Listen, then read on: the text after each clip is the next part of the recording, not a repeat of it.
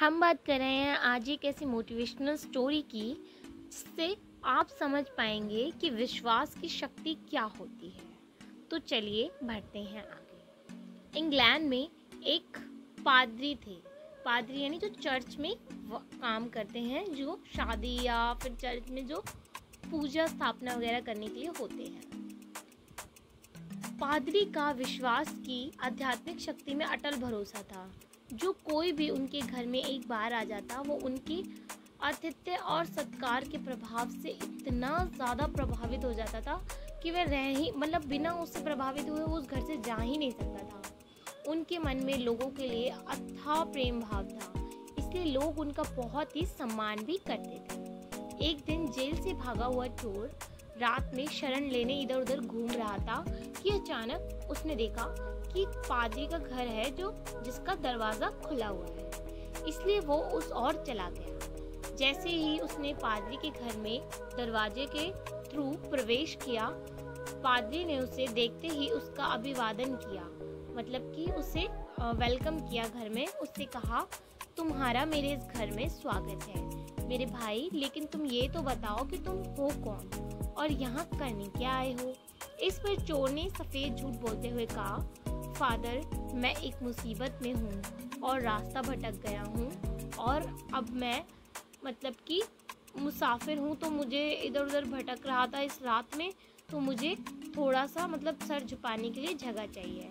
आपका दरवाज़ा खुला हुआ था तो मैंने खुला देखकर इसमें चला आया। क्या मुझे सर छुपाने के लिए जगह मिल सकती है? मैं सुबह होते ही यहाँ से चला जाऊँगा। पादरी ने कहा, हाँ क्यों नहीं, यहाँ आराम से रह सकते हो तुम, और मुझे लगता है तुम बहुत थक भी गए हो, इसलिए तुम जाकर आराम से हाथ मुंह भी धो लो।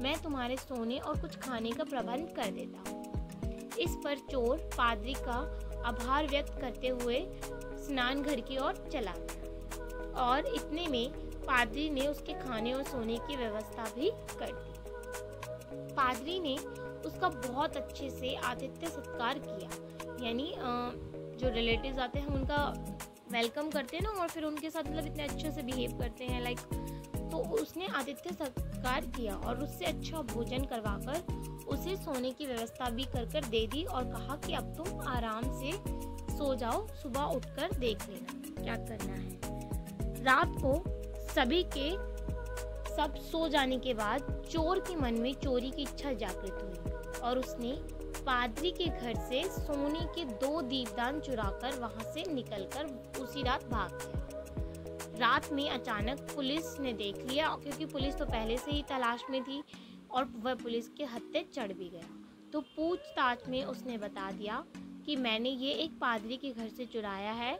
इस पर कुछ छानबीन करने के बाद सामने लाया गया उस पादरी को एक दिन। तो पादरी ने पुलिस वाले से कहा, आप कृपया इन्हें छोड़ दीजिए, ये मेरे घर में मेहमान के तौर पर आए थे, और मैंने ये जो दीपदान है सोने के, ये इन्हें उपहार के तौर पर दे दिए थे। तो इस तरह उन्होंने सोचा, पुलिस वालों ने, कि शायद ये वो चोर नहीं है, ये जो दीपदान है वो इसने इसे भेंट में दिए हैं, और हमने इसे गलत समझकर पकड़ लिया।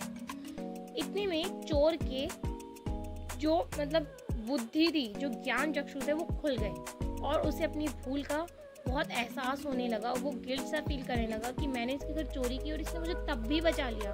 एक तरीके से बहुत बड़ी बात है, ऐसा आज के टाइम में मुश्किल है कर पाना। पादरी की उदारता देखते हुए चोर के मन में पश्चाताप होने लगा खुद ब खुद, और उसने माफ़ी मांगकर कभी फिर से चोरी नहीं करने का वचन दिया पादरी को, और कहा कि जो गलती मुझसे अब हुई, मैं ज़िंदगी में कभी उसे नहीं दोहराऊंगा।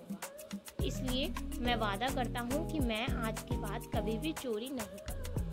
तो सिर्फ और सिर्फ उस चोर को बदलने में कामयाब पादरी ही हो सके।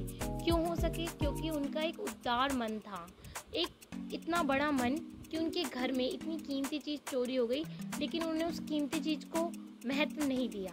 उस चोर को बचा करके ये साबित किया कि तुम गलत हो, और लेकिन इतने ज़्यादा गलत नहीं था वो, उसके लिए सुधरने की पॉसिबिलिटीज़ थी।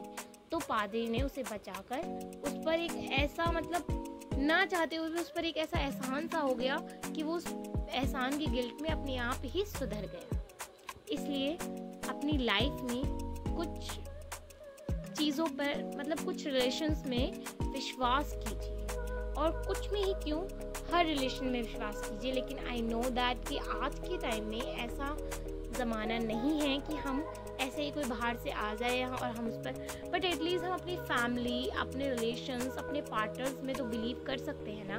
तो इसलिए अपने विश्वास की शक्ति को स्ट्रॉन्ग कीजिए, ना कि वीक कीजिए। कोई भी रिलेशन हो, अगर आपके विश्वास की शक्ति स्ट्रॉन्ग होती है या स्ट्रॉन्ग बढ़ती रहती है, मतलब बढ़ती रहती है टाइम के साथ साथ आगे आगे एंड आगे, तो ये आपके रिलेशंस के लिए अच्छा रहेगा। तो आप ज़रूरी नहीं है कि आप पूरी दुनिया के लिए वैसा करें, पर नॉर्मली आप अपना नेचर विश्वास जैसा मतलब हर किसी पर ना करें, पर सोच समझकर थोड़े कुछ फैसले लीजिए कि हम क्या और कैसे किस तरह से कर सकते हैं। अपने मन को साफ रखिए और ज़िंदगी में आगे बढ़ते रहिए।